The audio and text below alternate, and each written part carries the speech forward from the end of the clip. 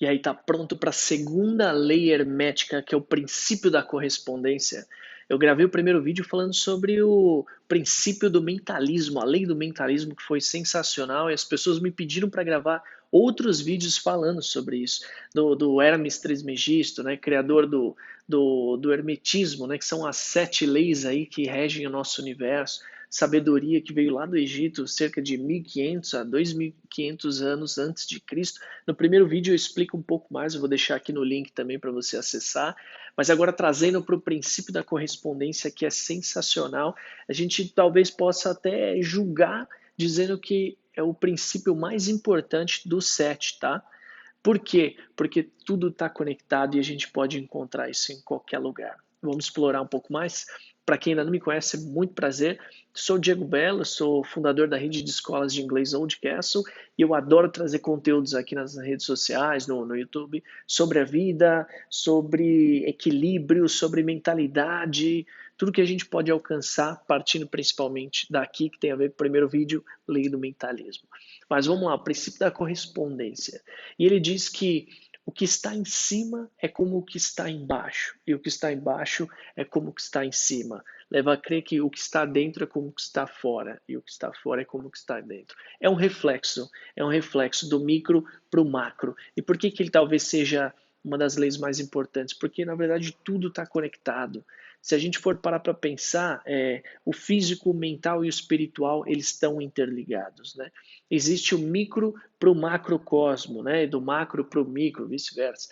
E que nada mais é do que falar sobre o sistema solar, falar sobre a sociedade, a vida aqui na Terra, o universo como um todo, tudo está interligado. E a gente pode ver isso em vários pontos. Por exemplo, na ciência eles dizem que o universo visível, né, nada mais é do que uma projeção em escala geométrica. É como se a gente pegasse o que a gente tem aqui numa pequena escala, e se a gente mudasse essa escala, a gente entenderia melhor o cosmos, seria uma projeção, o cosmos seria a mesma coisa.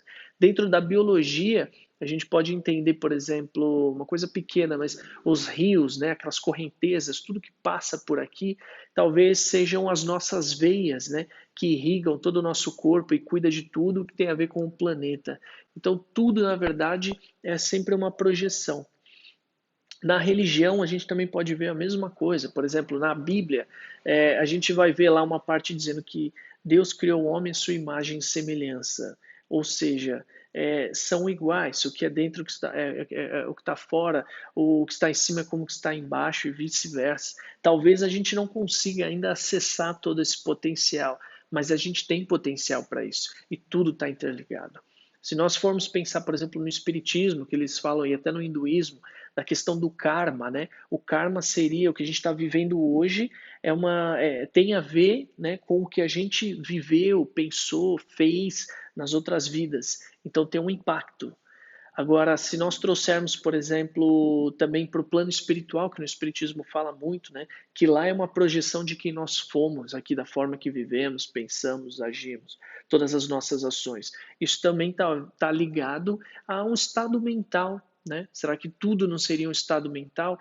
A nossa realidade, como nós criamos, eu já falo muito disso, inclusive tem nesse primeiro vídeo da lei do mentalismo também, que nós criamos a nossa realidade baseada na nossa mentalidade. Ou seja, nós projetamos externamente aquilo que nós temos aqui internamente. Então, se a gente parar para analisar, trazendo para o nosso dia a dia, né, quando nós estamos enxergando muito os problemas dos outros, a gente está enxergando o problema do mundo, a gente enxerga todo o caos, parece que a gente está sempre vivendo um caos. Na verdade, nós temos um caos aqui dentro que nós não estamos olhando.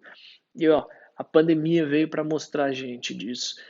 Nós fomos obrigados a olhar o interno. É uma coisa que a gente nunca fazia. Nós criávamos pontos de fuga, né? Para nossas rotinas na nossa vida, para a gente não enxergar aquilo que estava passando aqui dentro, que estava incomodando. Como assim?